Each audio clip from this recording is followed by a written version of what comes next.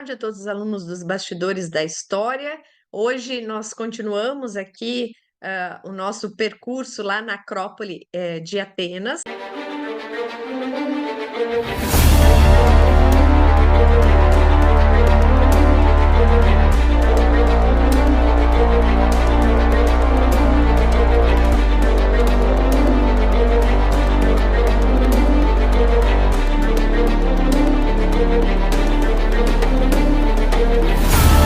Agora vamos entrar no tema do teatro. Só de forma geral aqui, vamos ver a diferença entre, ou as principais diferenças entre o teatro grego e o teatro romano. Os teatros gregos eram construídos usando a encosta das montanhas. Então, a arquibancada usava a inclinação natural da montanha para fazer as várias fileiras. Já o teatro romano vai ser independente, ou seja, ele não vai ser encostado em alguma coisa. Eu coloquei aqui duas imagens de para vocês para ficar um pouquinho mais claro. Temos o Teatro de Dionísio de Atenas, que é o mais antigo e o mais importante, que a gente vê claramente aqui que eles usaram a encosta da montanha aqui da Acrópole de Atenas para fazer a arquibancada do teatro. Se a gente pega o Teatro de Marcelo de Roma, que é bem posterior como data de construção, século I antes de Cristo, a gente vê que o romano usava o sistema de arcada, né, o sistema construtivo de arco, para fazer essa estrutura independente, tá? Outra diferença que nós temos que o teatro grego originalmente tinha arquibancada em formato de ferradura de cavalo. O que isso quer dizer? Quer dizer que se você olhar aqui o Teatro de Marcelo, a plantinha do Teatro de Marcelo, é um semicírculo perfeito. Já o teatro grego, ele é um pouquinho maior, como se fosse a ferradura de um cavalo mesmo, tá? Então, essas são as duas principais diferenças que fazem com que a gente diferencie uma tipologia da outra. Sobre as partes do teatro, nós tínhamos a parte da cávea, que é a arquibancada. Claro que o acesso ao teatro grego é diferente do acesso ao teatro romano. No teatro romano, a gente tem várias arcadas aqui, portas de entrada por onde as pessoas entravam, subiam escadas e acessavam cada pedaço do teatro. E no teatro grego, a gente vai ter o acesso ou por baixo, ou por cima e por baixo, tá? Então, ou encostado aqui na orquestra, ou na parte superior, e a circulação se dá por corredores nesse sentido. Temos então cávea, que é a arquibancada, orquestra, que é onde ficava o coro. As peças teatrais tínhamos os artistas principais que ficavam no palco cênico, e na orquestra ficava o coro. Então a encenação acontecia como? Você tinha algumas vezes que o artista principal, o personagem principal, vai estar falando, e o coro dava aquela sensação dramática em alguns momentos. E o coro ficava na parte da orquestra. Na orquestra também ficava normalmente um pequeno altar em honra a Dionísio, que o teatro foi criado em honra ao deus Dionísio. Então, normalmente, nós vamos ter o teatro e um templo ou um santuário de Dionísio, ou junto ou muito próximo. O palco cênico, com o tempo, foi se modificando também. No início do teatro grego, era muito simples, não tinha muita ornamentação. Mais para o século IV antes de Cristo para frente, a gente começa a ver o palco cênico sendo muito mais monumental, e ganha uma monumentalidade enorme, principalmente em época romana. Em geral, os teatros gregos dessa tipologia aqui eram abertos, ou seja, não tinha sistema de cobertura. Já o teatro romano normalmente vai ter sistema de cobertura. Os teatros gregos que tinham um sistema de cobertura é o que a gente chama de odeon, e normalmente eles eram menores do que esses teatros aqui que eram a céu aberto. E aí, como curiosidade, sempre surge aquela dúvida: e anfiteatro, o que que é, né? O anfiteatro, anfi quer dizer ao redor de, ou seja, ao redor do palco ou da orquestra ali, eu tenho toda a arquibancada, e segundo Plínio, a tipologia de anfiteatro teria tido origem em 53 a.C., com um personagem aqui romano chamado Esgribônio Curione, que era amigo de Pompeu e Marco Antônio. Ele teria criado dois teatros que tinham orientação oposta, então, como está nesse esqueminha do desenho aqui, então ele ficava um de costas para o outro, e esses dois teatros ficariam sobre pinos e eles poderiam girar 180 graus, formando um anfiteatro.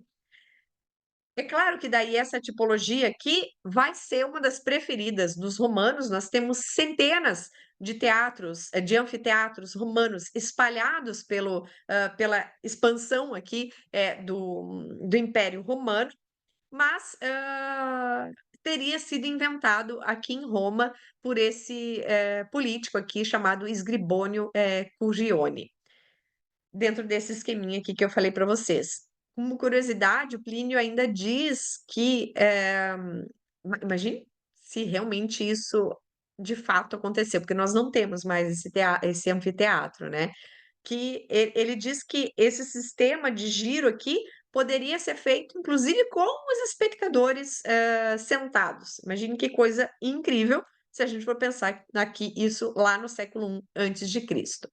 Bem, então agora vamos ver os teatros que a gente tem ali na Acrópole de Atenas. O mais importante da Grécia Antiga é o Teatro de Dionísio, porque foi o primeiro teatro a ser construído.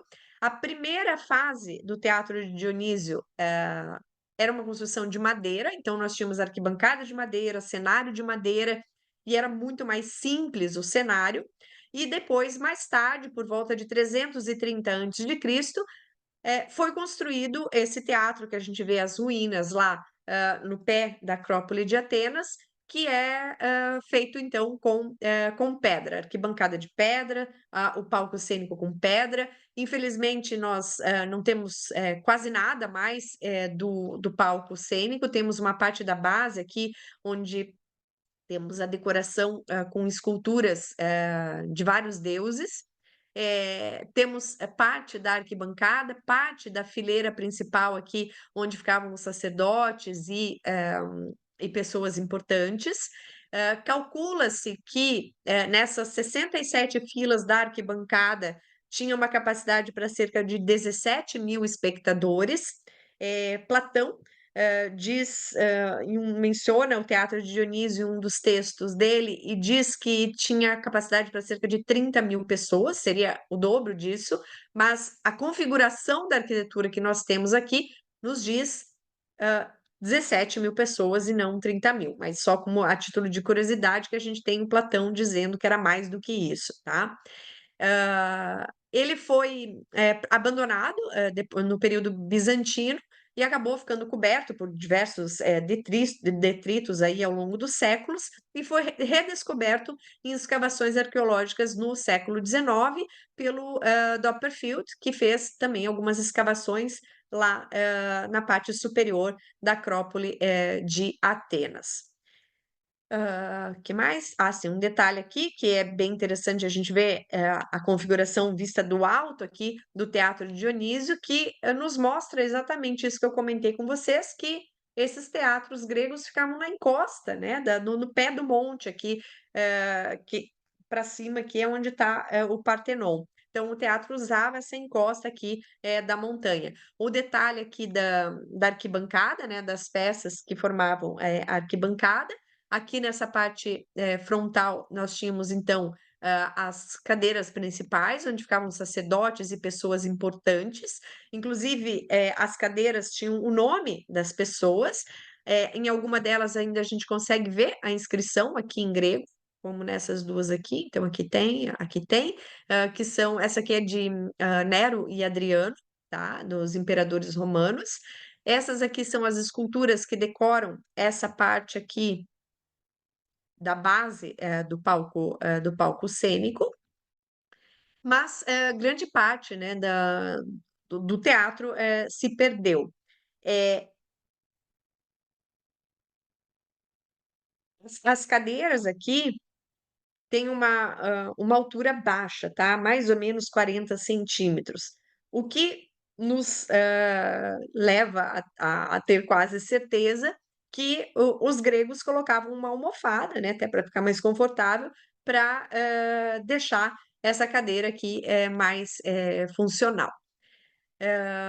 Uma informação interessante que o Vitrúvio, aquele arquiteto romano do século I a.C., fez uma série de estudos sobre arquitetura, sobre urbanismo, enfim, e ele vai, cada pedaço do tratado de arquitetura dele vai tratar um tema. E na parte dos teatros, ele vai comentar que a acústica dos teatros gregos era melhorada colocando ânforas na parte superior do teatro que faziam com que o som reverberasse como se fosse uma forma de amplificar, vamos dizer assim, deixar mais alto o som.